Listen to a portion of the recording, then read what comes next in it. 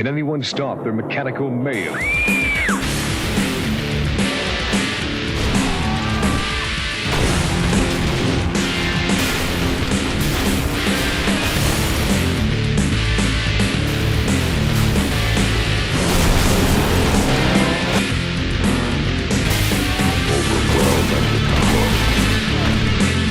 Damn, it's good to be back doing my favourite pastime, Horseless carriage carbon combusting race arounds.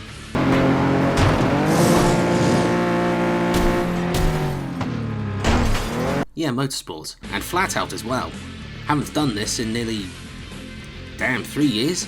Time sure flies by when you're conquering others for that long. But even the Warlord needs a break from the constant screaming and anguish of my conquered foes occasionally. And trust me, this break is needed for what will follow next. I'm sure some of my fellow officers and subjects will love this. Anyway, Flatout 2, and as you can all see on screen being broadcasted to all my loving and non-whining masses, it is a demolition derby racing game with standout sim cage driving physics. Racing so destructive it makes health and safety boards faint. And a lovely return of a physical reason why you should wear a fucking seatbelt.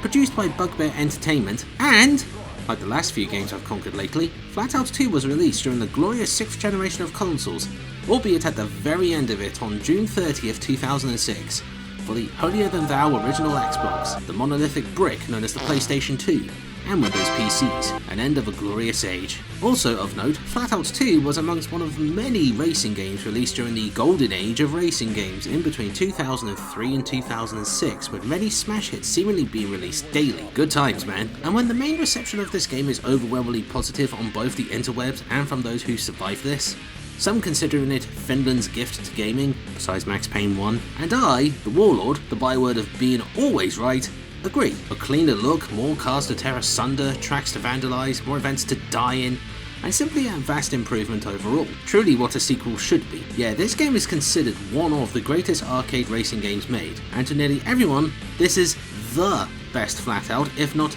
the Flatout, the last of the good times, before the apocalypse of shit. Anyways, I'm sure the convulsing masses want to know what I, the Warlord, think of this game and see him showboating his inevitable and absolute victory, named so as a review. Well, yeah, that's what I'm going to do. And please don't ask the usual questions because they will be answered in film. So please, stop your daily peasant activities, divert your eyeballs to your television thingy, sit down, grab a cold one of something, and shut the fuck up, and see the respawn sabotage my rightful victory.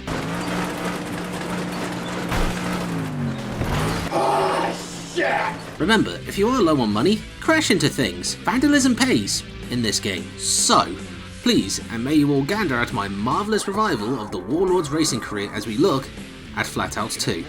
So, as you boot up Flatout 2 for the first time, you got to fill out your profile before racing, you know, bureaucracy. Type up your name you were given or created, then choose between shell-shocked female or Orlando Bloom. And since I self-identify as an Orlando Bloom, that is what I choose. Slipstream onto the menu and turn off the music, or the great censorship of YouTube will descend and destroy my rightful conquest. Yep, so the Warlord raced his races in total musical silence, albeit the sounds of destruction in the background. Shame, for the official soundtrack in this game is fan-fucking-tastic.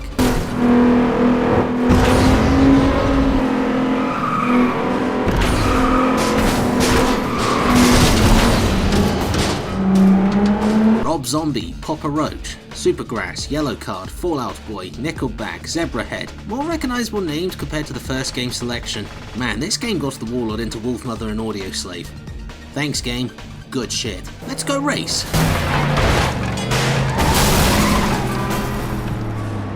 Yes. And almost immediately from the visuals alone, it is an improvement already.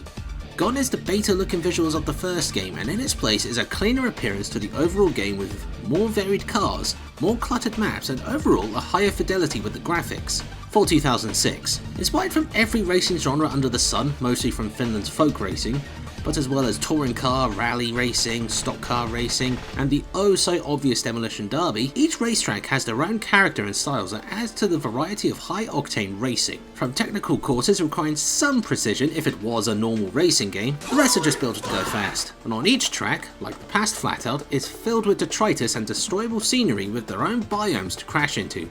and thanks to their own individual hitboxes, can make you crash and make you reset the car, fully sabotaging your race. Rural farmland, deserts full of rust and ruins, the seedy suburbs and graffiti-filled canals, city centres full of obnoxious product billboards, Cascadian forests with X-Game relics in between run-down small businesses and lumber mills. Each track, even if they are reused more than once in different configurations, have a sense of place and being, until it is turned into a war zone with 8 Muppets driving scrap heaps, having a few road rage altercations with their bodies and wrecked cars adding to the destructive aftermath. But from war zones to a theme park of insurance fraud are the ragdoll arenas, a clear difference from before.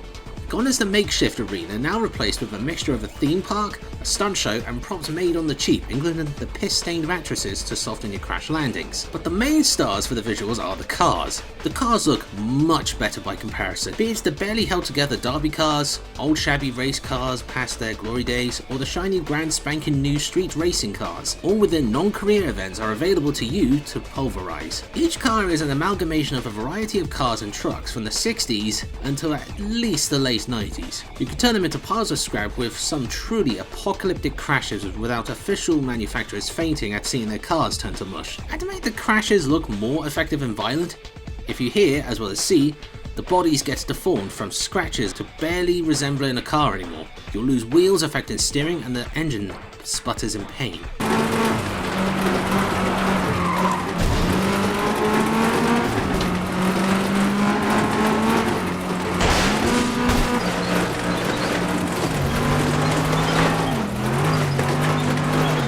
But overall, the visuals still hold up nicely for nearly a 21-year-old game. Now that that's out of the way, let's discuss sound. I like the sounds of that. Speaking of sound, this is where I would talk about the music. If I had any. Had to turn it off, to prevent the wrath of the YouTube censorship. Remember? So, in place of glorious sound of rock music, there is only the sound effect, and sounds of people.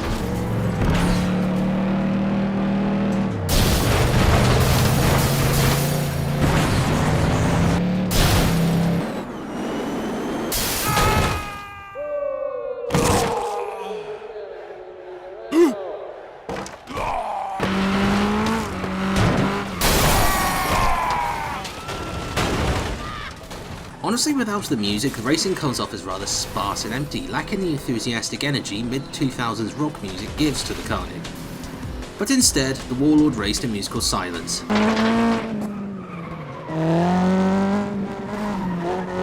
Woo! In its place, however, your earballs will be accosted with a variety of sounds all blended to bring a kaleidoscope of audio carnage as you partake in the physical car crash action. From the mechanical roars of the engines, the rumbling V8s, the VTEC whines, 6-valve roars of highly tuned tuners, and of course the built-up whine of the rocket cars. And the engine quality increases due to the car class it is in. The sound of gravel and dirt being kicked up as you race across the maps, before the inevitable, before the destruction adds to the melodic cacophony of audio mayhem.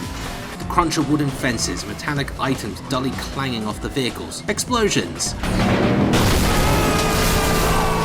smashing of glass before the momentum of the car hitting each other into dull thuds and crunches, twisting into the deforming of metal, and flying sparks and the clanging of heavy metal crashing down on the earth, defeated and twisted. And even afterwards, the car emanates the sounds of defeat and near death. The engine struggling to turn, brake pads warped and barely stopping the car, the scraping of wheelless suspensions on the road. All this adds to the carnage each crash displays. And then it's added further to the carnage when the drivers scream out as they fly out towards a nearby tree, or under the wheels of a nearby car, splatting and bones breaking with each impact. That's about the only voice acting you'll hear, in the incomprehensible gibberish from the arena commentator.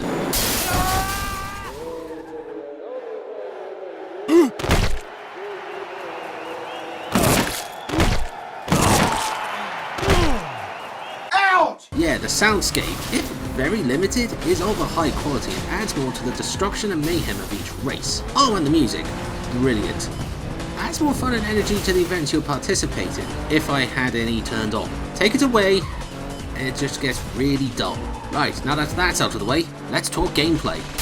So, when it comes to the gameplay of this game, First and foremost, it's a racing game. Duh. A rather simple one if you really think about it, but by just adding the in-track destruction, breakneck racing, the ragdolls flying everywhere, and being paid some extra money for causing some harm to your opponents, as well as being a far more improved game compared to the first one, the game is extremely fun and elevates the simplistic racing, where chaos is an absolute guaranteed in every event you will partake in. Helps further if the game plays well too, and even when using the directional buttons on the keyboard, the driving is great and responsive, contrary to what using the directional pad for steering being usually heavy and rather sluggish. The driving is held further with the return of Flatout's unique driving physics, for each vehicle doesn't drive identically from each other, as well as reacting accordingly with terrain changes and debris on the track. This gives each vehicle a character of their own right besides their statistics. You know, the all-rounder, the unsung hero, the fraud, the personal favourite, the overrated, and so on. And with more cars than the first game, 35 for racing events, split into 3 distinct classes and drivetrains, this adds further to each car's character as well as their clear strengths and weaknesses. The Derby class are slower and look like moving scrap heaps inspired from Finnish folk racing, but they are more durable and easier to drive regardless of drivetrain. Very rookie friendly, and the trucks in this class are fucking lethal in derby events. Following that is the racing class, slightly faster if slightly less durable. This is where the racing gets more competitive, with these old washed out race cars from the late 60s until the mid 2000s having a chance to relive some old glory but dying the last time. Then finally, and the Warlord's least favourite class, is the street class. Standing out from the rest by being the most modern and newest looking, this class is the most unforgiving with very little room for error, as they are the fastest but also the most fragile and tetchy cars in the game, as well as having some of the most irritating rubber banding since Need for Speed Underground. More on that later. Oh, I got some things to say about that. And as with all races, you will need opponents to prove yourself against and maybe pit maneuver if they piss you off too much. Otherwise, you are just doing a time trial run with vandalism thrown in. With me during my racing escapades are 7 other assholes, each with their own racing characteristics, their own team paint job, adding further chaos to the racing. Some are just in for the hell of it, yet there will be 1 or 2 drivers you would curse their very existence. Frank Malkoff is accident prone, probably one too many crashes in the past. In races, he is shit. But in derby events and his choice of trucks, he is lethal, usually being the overall winner or second to last survivor. Same with Ray Carter, not in terms of clumsiness, but he's so laid back, he is self-sabotaging in his laissez-faire attitude, barely getting above 7th place in the races. Katie Jackson is more prone to lashing out, though in the racing class she is within her element. Sally Taylor is the most average opponent in both her racing skills and aggression. Not Jason Walker, absolute maniac, more than happy to smash you out of the way and is always holding a grudge. Watch out for him in the street class, he is lethal and always amongst the top 3. The other 2 though, I curse their names. Purposefully crashing them off the track, that's how much I hate them, and laugh at their misery for they fucking deserve it. These 2 assholes are Jack fucking Benton and Sophia piece of shit Martinez. Fuck those 2. Martinez is the most skilled driver of the rivals, racing with ice cold precision and always within the podium positions. Not too great in the derby class, but then gaining more and more power as she goes through the classes. It becomes unbearable. Mostly using smaller cars, her sudden change to the not Dodge Ram, or as I call it, the Fraudmobile for in-game reasons, just rubber bands so badly in the street class, I paint a target on her back. If she was a car, she'd be a 4-door Ford whore! Bitch. Jack Benton, however, the Max Verstappen of the game, he is so perfect it makes me sick. Makes me sick! Crash him out, he is behind you the second to last corner. Spin him out, he corrects himself.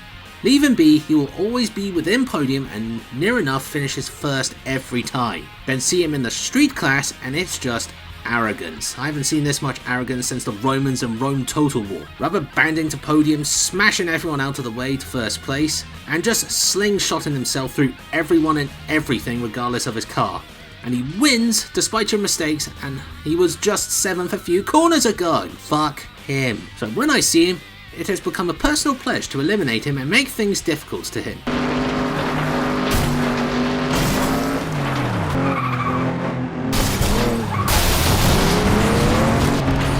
I like to punch by the stupid car!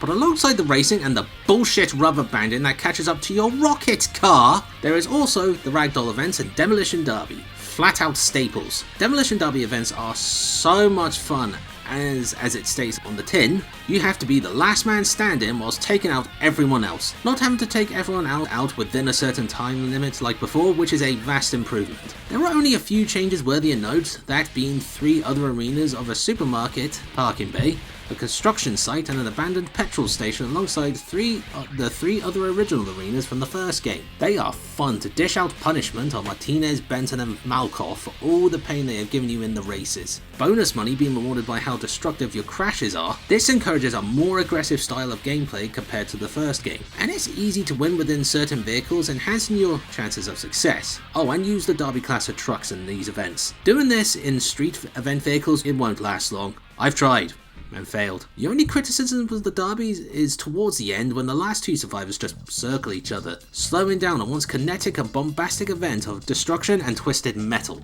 Then finally, the Ragdoll events. You know the drill. Throw your driver out of stunt event designed rocket cars within specific minimaps to score points. An idea so video game in application it is beautifully stupid.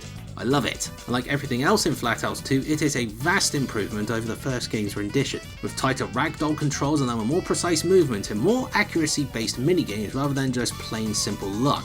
And with more events, this game's 11 compared to the first game's 6, there is more variety of game styles that require different ways of succeeding alongside just throwing your driver somewhere. Yeah, the Ragdoll events are great and hilariously fun to partake in, being a brief distraction from the races and the bullshit rubber banding and drivers.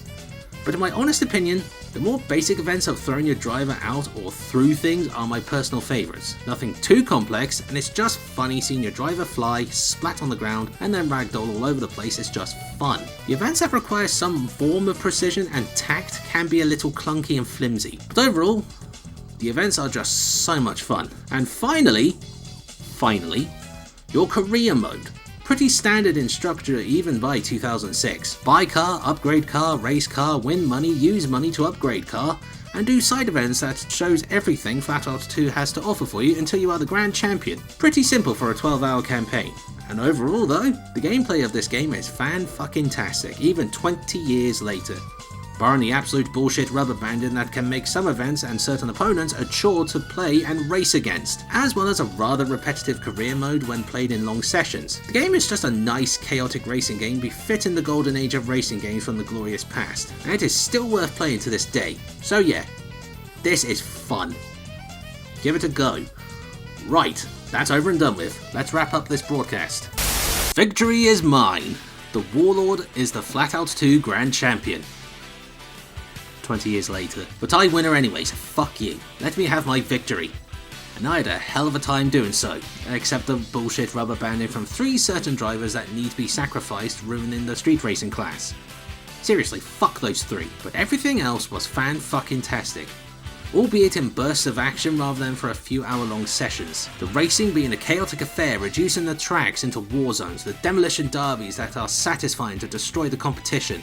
The Ragdoll events that brings a smile to the Warlord's visor as your driver screams, flies, splat and eventually fails to score first. But it's fun, and that's the most conclusive factor to the Warlord's overall opinion of this game. So yeah, this game is great and you should get it if you haven't, and since it's on sale very frequently and being rather cheap nowadays, there is no reason to not give it a go. Do it! And with that concludes another broadcast of my latest Conquest, my mega win of Flatout 2. And I would also like to say thanks for your patience. If you like what you see, be sure to do the usual YouTube shit to help the Warlord's realm grow even larger. Next time, it's time for more strategy gaming, the Warlord's home environment. Witness 500 years of historical warfare and all its changes, and get fucked over by the religious figure. Politically ended, eventually. But what is it, you may be thinking? Well, stay tuned and find out. And trust me, this one is going to take a little bit longer, so keep your eyes on your television thingies for further broadcasts to numb your brains into compliance. Marvellous. So, till next time, this is the Warlord, signing out. See you on the battlefield, boys.